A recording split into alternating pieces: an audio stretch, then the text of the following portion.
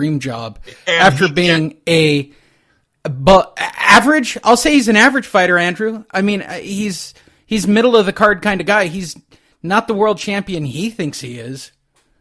And he should tone it down when it comes to speaking over Ray Leonard. If I was the zone, I would give lead insight to Leonard and have him more of a yes man or to back up Leonard every once in a while, because you are right. There's one guy who was boxing. He was boxing. Look, he's royalty. If we can clearly define. There was a lot of royalty on both broadcasts last night. I think Lewis is a legit Hall of Famer. There's no question that Goossen's a Hall of Famer. And I'd say Ray's a Hall of Famer, no doubt about it. They're all very smart men when it comes to boxing as something fair. With that said, Andrew and I both clicked over on our apps on our TV to DAZN and started watching the tail end of Zucan and his shocker over Jesus Rojas. Did you go back and watch it, or did you just watch the same round I did?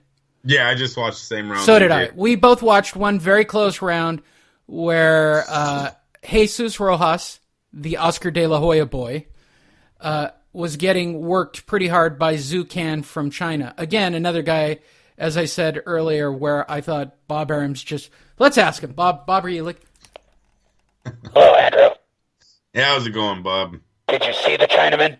Yeah, yes, I did. Fucking incredible. I'm picking Macau. I'm picking Macau for the title. Very nice, probably. I'm going to put it out there right now.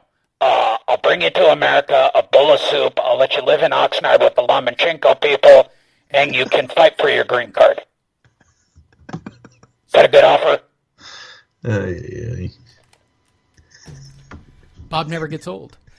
Jesus Rojas couldn't believe his ears when he heard the words, and the new, this written by Jake Donovan of Boxing Scene, and the new champion, 12-round war Zucan. He likely won't believe his eyes when he sees the scorecards as well. I'm reviewing them right now and telling you guys about it. In an early candidate for Fight of the Year that everybody kept saying, Can pulled off a stunning upset, outlasting Puerto Rico's Rojas to lay claim to the secondary featherweight title. I don't even know what that means in boxing anymore. Final scores 118, 110, 117, 111, 116, 112.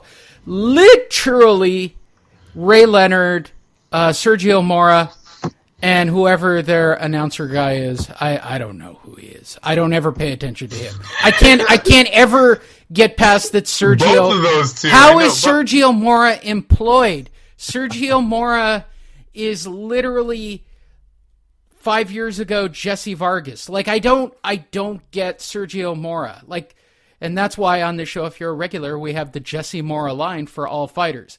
Where, at least he didn't seem drunk on this telecast. Well, no, he did not, and they've given him a couple of chances now.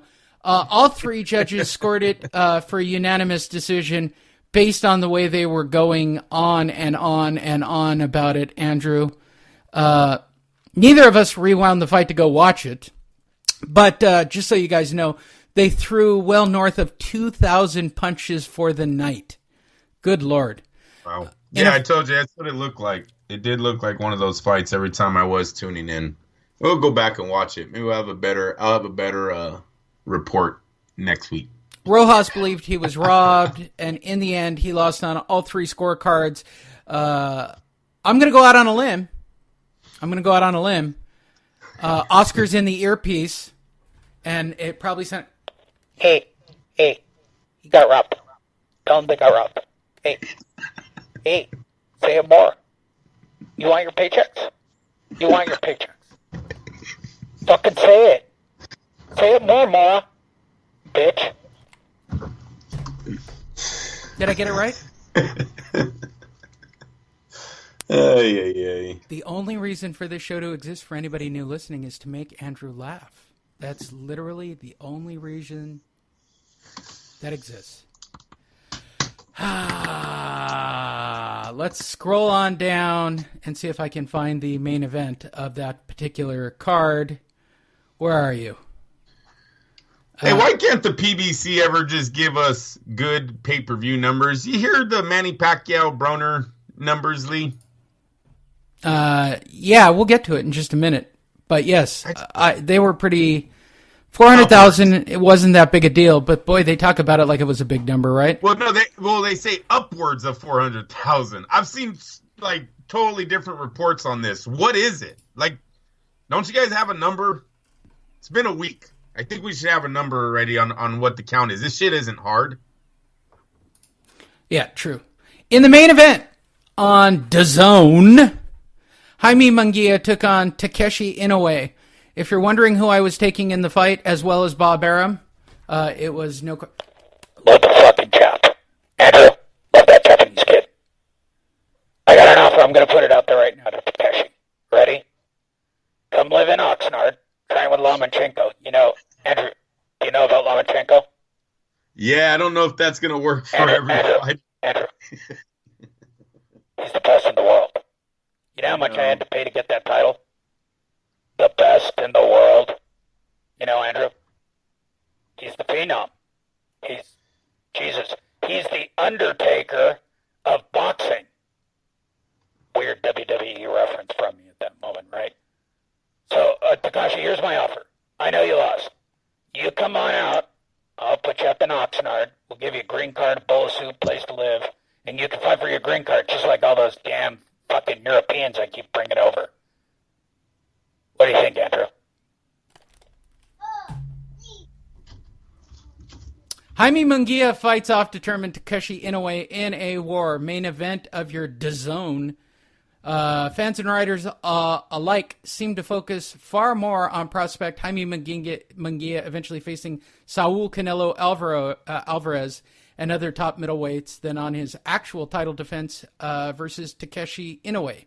The brutal slugfest that came of their DAZN main event in Houston for all 12 people who were there live. Munguia struggled just to get down to 154, but nowhere nearly as much as he did over the course of the eventual 12-round win Saturday in the Toyota Center in Houston, Texas, in front of 12 screaming people. Final scores, 120, 108, 119, 109. I don't think that tells the real story. Takeshi Inoue literally strapped it on, put his head down, and went in there to get Jaime Munguia. Again, this is a great story, but not a great fight, Andrew. It was a decent fight. He was losing the rounds lead, but he was also in the fight in the way that he was landing punches. It seemed it was possible at some point he was finally going to break the foundation of the champion's chin and hurt him with some of those heavy shots that he was landing. These Japanese fighters, they are unforgiving. Balls to right? the walls on that guy.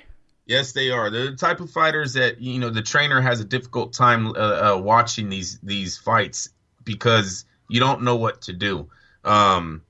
You know, this is like the third welterweight, junior middleweight here in recent times that would go to balls of the walls. You had the Ishiro. No, that's not his name. What was his name? The kid in the middleweights? Ishida, who went to war with a lot of junior middleweights, even went to war with Triple G. You had the guy that fought Robert Guerrero in the welterweights recently. He was going, just multiple fights of him going to war. And then you have this kid last night just taking punches. When you talked about brain damage, when you talk about fighters getting hurt, this is the type of fighter. Takashi got lit up like a Christmas tree.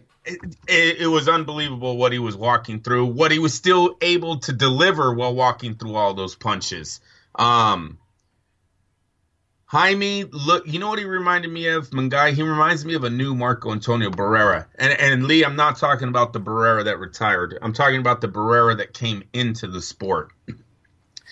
Limited boxer puncher. Tries to be a boxer puncher, but takes way too many punches off the chin. That used to be Barrera's biggest problem when he first got started into this sport, and Junior Jones made him pay for it. You see, when you start going up the competition, the ranks here in boxing, and we know Munguia is already a champ, but come on, we know also who he faced to get that title.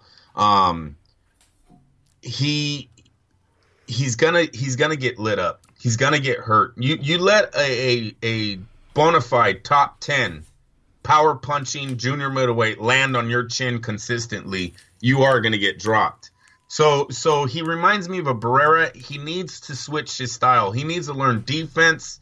He needs to learn how to circle away from trouble, not just lay on the ropes and try to land counters. I wasn't too impressed with him last night. Well, the kid look at, as long as his chin can hold up, they can make a lot of money off this kid. So I don't know if you're De La Hoya, do you just start throwing him in the fire? And look at, they're talking about a few more fights at junior middleweight, possibly only one, and then he's going to move up to middleweight. There's a lot of Golden Boy guys there, the O'Sullivans, the Lemieux, these guys are guys that he would have no problem facing at middleweight. They can make some money off of him as they keep this, carrot in front of us. And really, it's not intriguing to me, Lee. The Saul Alvarez-Jaime Mungai matchup is not intriguing right now. Maybe 2 years down the line when we know where Saul Alvarez actually is. Is Saul a super middleweight or is he a middleweight? Is he going to be in the middle? What is he? Mungai is a junior middleweight right now, 154. He's nowhere near 168. So these two got to come a little bit closer and actually show us who they are going to be in their primes, because you got to remember, even though Saul's been fighting top-tier opponents since he was 21, he's only in his prime right now. And Mungai is very young, so in a few years, he'll be entering his prime. Saul will still be there at 28, 29, or maybe even 29, 30 coming in right out of it. And then they could talk about a matchup. Right now, this shit is way too early to be talking about Mungai versus Alvarez. So if I was De La Hoya, I would move Mungai up, put him in with your fighters, but you also got to see if he's going to actually learn how to fight, or if this is going to be him throughout his whole career. Because, Lee, I don't see him lasting in this sport with the style that he brought to the ring last night. Excuse me? Is this Oscar? What do you think it is, asshole? Listen. Cállate. You don't know shit. He's ready for Canelo right now. Yeah, I know. The paycheck is. The paycheck is ready. How's the Oscar? Now, it's coming along slowly. It's doing very good though. No, you're gonna nail that one. All right, a couple of cleanup notes from last night. Let's start with Robert Garcia. He almost didn't make it because his daughter turned 15 on Saturday. Her quinceañera ultimately was postponed to accommodate her dad's boxing schedule. Oh yeah, I was gonna say fire his ass. What the fuck? A party? A party? Oh, if I'm Josito Lopez, I'd be hot that even made the news, Lee. Are you serious? It's a quinceañera, dude. It's a birthday. We got the cake. We got that shitty sheet cake, eh? Oh, man. I got to see her in her dress. We got a piñata and a shitty sheet cake. I got to do the daddy-daughter dance. I can't come to your biggest event of your life. Hey, oh, shit. I'm thinking about firing. I'm dead serious because he didn't bring that much. You know what? Did you do a quinceañera for your daughter? No. Thank God. No. Yeah. Yeah, okay. Just checking. What a fucking... We're going to do big birthdays parties for her, but nothing set up like that. All right. Also, notes from last night on the Thurman Lopez card. Gary Russell got a win over a guy named Roberto, what is his name? Almazan? Who cares? But he got the win. And in more shocking news, Deontay Wilder's brother got knocked out in 4 rounds. So this was a cruiserweight prospect. We're going to move him up to heavyweight. He's the next Deontay Wilder. He's tattooed like Deontay Wilder. He looks like Deontay Wilder. But guess what? He's a bitch who got knocked out in 4 rounds by someone we'll never hear from again. Now he's a bitch. He's a bitch. Hey, that goes for all of you guys that say, oh, it's easy to build a record. Well, maybe it ain't that easy, right? Well, no, when you're a shitty fighter, it's impossible. Exactly. We've seen Deontay build a record on shitty fighters, but maybe he does have something else there that the average Joe don't. Moving towards regular news for the second half of the show. By the way, go to fightnetradio.com. Let's hear your comments on what you thought about last night's fights. You can get involved at fightnetradio.com, or if you're international and you just need a way and you're just listening to a piece of this show, hey, type in fnr.rocks and you can get complete shows. Yes, there's no video on YouTube. It's the audio complete recaps, but I've discovered there's somebody from Dubai who's a longtime listener was really happy that we did complete shows on YouTube now. So shout out to everybody. We appreciate